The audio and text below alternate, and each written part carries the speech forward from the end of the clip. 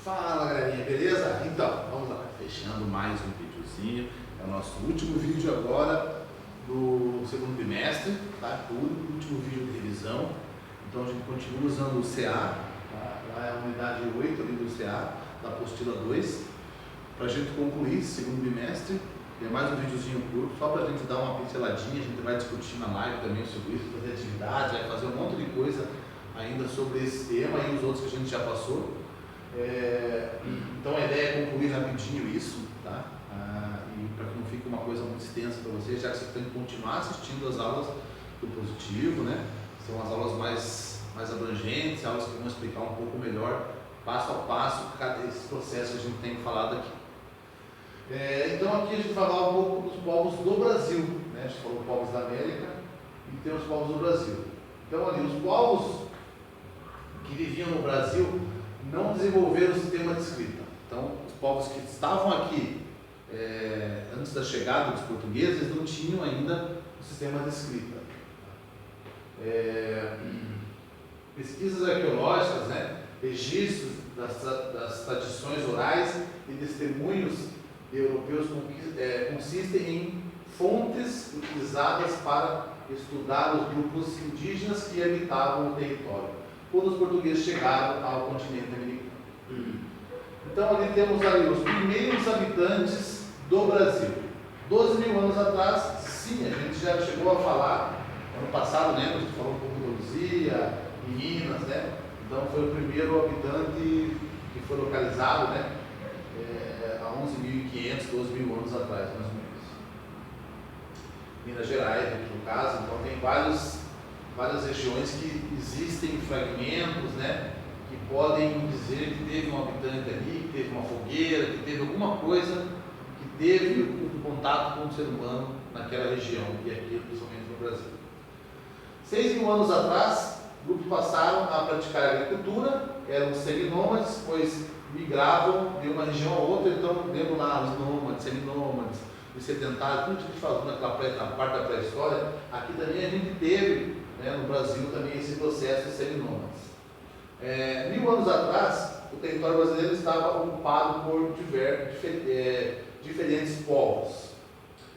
Século XVI, desculpa, havia cerca de 3 milhões de habitantes quando os portugueses chegaram ao território brasileiro. Então, quando os portugueses chegaram, né, ao território brasileiro, em 1500, havia, como diz aqui, 3 milhões de pessoas, mais ou menos, era a população do Brasil.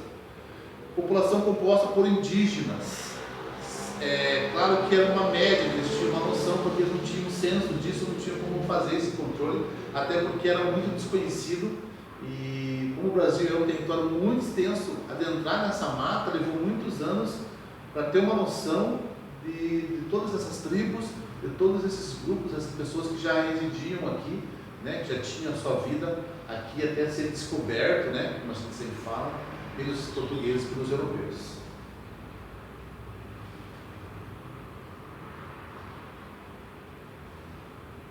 Ali tem um pouquinho da organização dos grupos indígenas com base nas línguas, né? Então tem o tronco linguístico, família linguística, línguas isoladas, subdividem-se em uma ou mais línguas. Então o tronco linguístico é o tronco tupi, tronco macro-G, línguas isoladas, família linguística, exemplo tupi-guarani, é uma família linguística também. Exemplo é o G, né? O exemplo Ticuna, que pertence essas duas aqui, e as línguas, exemplo Areie, exemplo Caicane, né? Que é outra família também linguística, que fala um pouquinho sobre essa composição linguística que não diverge muito uma da outra, mas é uma base mais geral assim. Grande parte dessa população indígena vai para esse sentido linguístico.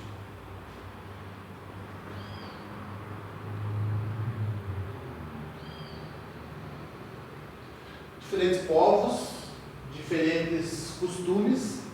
Então, os povos indígenas que habitavam o território brasileiro tinham diferenças entre si, língua, tecnologia, religiosidade, valores, costumes, valorização das aldeias. Sim, cada tribo tinha o seu costume, sua maneira de pensar, sua religiosidade, essa maneira de se comunicar. Então, elas não eram iguais. Se nós tivéssemos aqui 600 tribos no Brasil, cada uma delas tinha coisas diferentes umas das outras. Alguns pensamentos, algumas organizações, algumas canibais, algumas acreditavam em deuses, outras tinham outros ritos religiosos.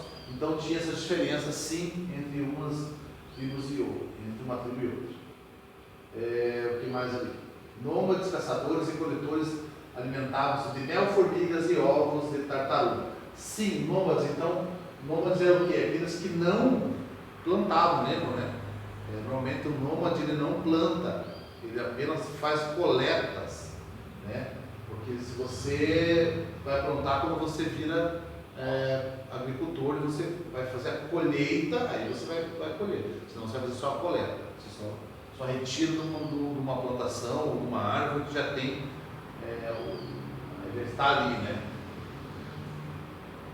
Povos agricultores, como os Tupinambás, produziam pequenas hortas para subsistência. As terras eram ocupadas temporariamente até ocorrer o esgotamento do solo. Então eles eram seminômades também, porque eles não iam ficar ali por um longo tempo, até que aquele solo fosse realmente utilizado até a última situação, que eles não tinham uma noção muito de retrabalhar aquele solo, de fazer esse solo continuar produzindo. Então eles ficavam até o limite desse solo e iam para uma outra região. As tarefas eram divididas entre homens e mulheres. Então, aos homens ficava ali a caça, a pesca, a derrubada da mata, a preparação da terra, construção de habitação e fabricação de canoas. Então, quando chegava numa região, o homem derrubava aquela mata para ali fazer, né, a sua oca, a sua barraca, vamos dizer assim, para se estabelecer ali e ia trabalhar a terra para fazer o plantio tudo. Então, as mulheres, tribos seminômades ou sedentárias, né? Semeadura, então ela semeava as plantas, tudo, fazia a plantação, a colheita e coleta também. A criação de cachorros, confecções de redes, então faziam redes para dormir, né? Que até hoje a gente utiliza isso.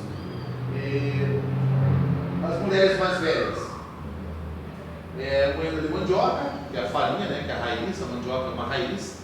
Então eles comiam muito essas raízes, faziam esse plantio e faziam coleta onde já tinha uma mandioca e era feita a farinha, então moía essa farinha para fazer moía a mandioca para fazer a farinha. Fabricação de utensílios de barro, potes e panelas, por exemplo. Então moldavam o barro, né? Mexiam no barro, faziam potes, panelas, qualquer utensílio, pratos para eles poderem pegar água, se alimentar ou até cozinhar. Algumas tribos amazônicas, né, guerreiros e líderes militares. Então, algumas tribos da Amazônia mesmo tinham guerreiras e algumas eram até líderes nas suas tribos.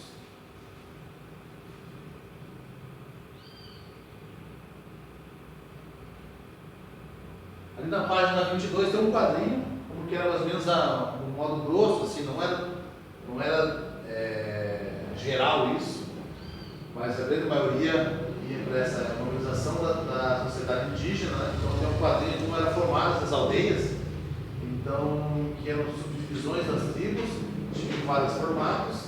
Então observe a representação e organização das aldeias. Então ali, habitações das famílias, então aqui as famílias se habitavam ali, aqui era uma casa comum dos habitantes da aldeia, então eles se reuniam ali, uma casa comum também, né? Normalmente no centro dessa habitação das famílias, normalmente no centro tinha uma região, uma das barracas, dessas casas era maior, onde as pessoas se reuniam ali para fazer reuniões, né, para fazer alguns ritos também. Então, dias de tempo mais ruim, com chuva, sempre era encontrado ali dentro, fazer fogueira e fazer alguns ritos e reuniões para decidir alguma coisa com relação à aldeia ou àquela tribo em si.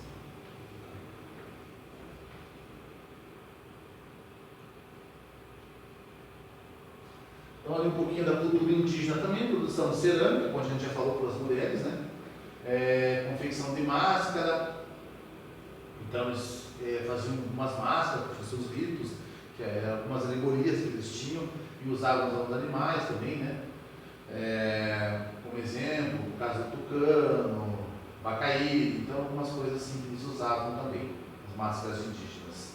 Então as cerâmicas, eles começavam a trabalhar não só os potes cerâmicos, mas também desenvolviam algumas artes, né? Tinha um processo de evolução artística também dentro dessas urnas, aqui no caso essa urna funerária, aqui uma urna funerária, então ele tinha todo um trabalho, nota que não é simplesmente um vaso, ele é trabalhado, né? Então tem um lado artístico e mais trabalhoso para produzir essa urna cerâmica, essa urna funerária, tá? Em cerâmica. A música, então tinha alguns instrumentos, né? Eles já tinham produção, no caso do tamborzinho ali, para fazer os seus ritos, né? Então até hoje você tem essa ligação quando você vê uma tribo, alguma coisa fazendo algum rito religioso, da sua cultura, você vê que tem que ter um tamborzinho batendo, alguma coisa parecida. Pintura corporal também, normalmente em batalhas, né? Eles faziam essas pinturas, era uma maneira de mostrar poder, mostrar que eram bravos, e assim, confiança também. Então essas pinturas auxiliavam muito nesse sentido. Normalmente em conhecimento da batalha se pintava, ou ia fazer um rito, fazia parte de embelezamento para eles. Então tudo isso, essas pinturas corporais também eram uma coisa normais nessas tribos também.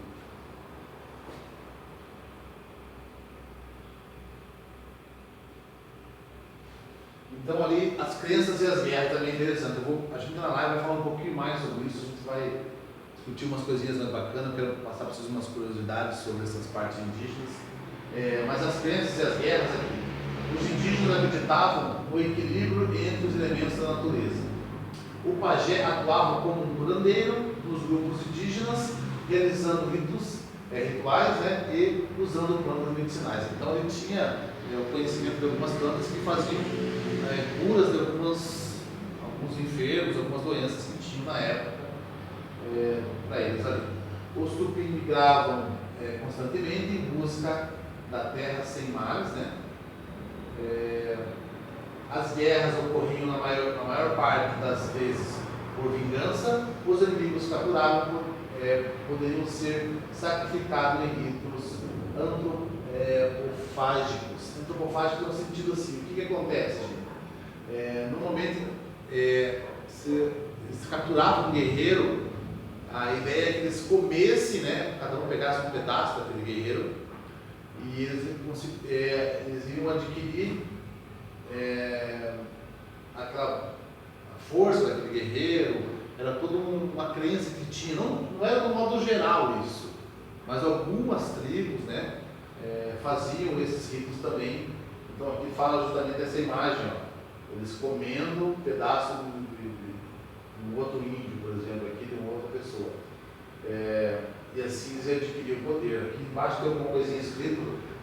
Os rituais antropofágicos eram comuns em diversas tribos indígenas do Brasil, na época da chegada dos portugueses. Estavam ligados diretamente à religião e à guerra, elementos fundamentais no modo de vida daquelas tribos. Na crença religiosa dos indígenas, alimentados de um inimigo significava absorver sua força e também poderia vingar a morte de parentes derrotados em guerras anteriores. Então eles achavam que adquiria força, toda aquela destreza daquele guerreiro, uma espécie de vingança. Tá? Então sim, tinha-se muitas tribos carnívoras também no Brasil. Aqui fala um pouquinho sobre... carnívoro não, desculpa gente, canibal. Carnívoros já eram porque também comiam caça normal, isso de modo geral. Então eram algumas tribos canibais. Canibais quando você acaba comendo um outro ser humano, né? Fazendo uso da alimentação da carne e assim por diante. Aqui fala um pouquinho dos povos indígenas no Brasil, né? Algumas etnias que hoje tem são poucos, né? A etnia do Aurora, fala um pouco, menos de 2.000 indivíduos, então eles são bem limitados em algumas áreas.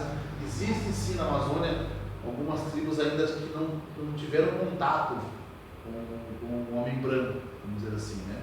De um modo geral. Então são civilizações assim, tribos intocadas pelo homem. São raras, mas elas existem, né? Esse dia eu estava vendo uma matéria sobre isso. Então assim, hoje existem demarcações de terras, né? Que ainda tem algumas que estão sendo discutidas com o governo, mas para que eles tenham essas reservas, que eles possam ali continuar no seu sistema de vida, vivendo com a estação exclusivamente da natureza, e que a sua cultura continue sendo disseminada e eles consigam tocar a vida deles, né? Passando assim para os seus filhos, sem uma interferência grande com o homem branco, vamos dizer assim, até porque eles foram perdendo muito, né? Desde a chegada dos europeus para aqui. Tá? Então assim, gente, esse é um pouquinho, a gente fecha agora aqui o segundo bimestre, a gente vai concluir as lives ainda, vai falar muito mais sobre isso. Isso aqui foi só uma pincelada rapidinho, para a gente falar alguma coisa, mais uma leiturinha mesmo da apostila e a gente acompanhar. As aulas diapositivas são um pouco mais abrangentes, como eu falei para vocês, então continuam assistindo. Vai ter um formuláriozinho, preenche ali, não vou fazer nenhuma pergunta que não esteja fora aqui do CA, tá? Fora que a gente trabalhou hoje. Então são coisas bem fáceis de vocês trabalharem também. Qualquer dúvida, chama o professor lá no particular, que a gente conversa, tá? E na live a gente conversa melhor ainda. Porque a live já é mais extensa, a gente consegue trabalhar um pouco mais esses temas aí. Beleza? Um abração a todos.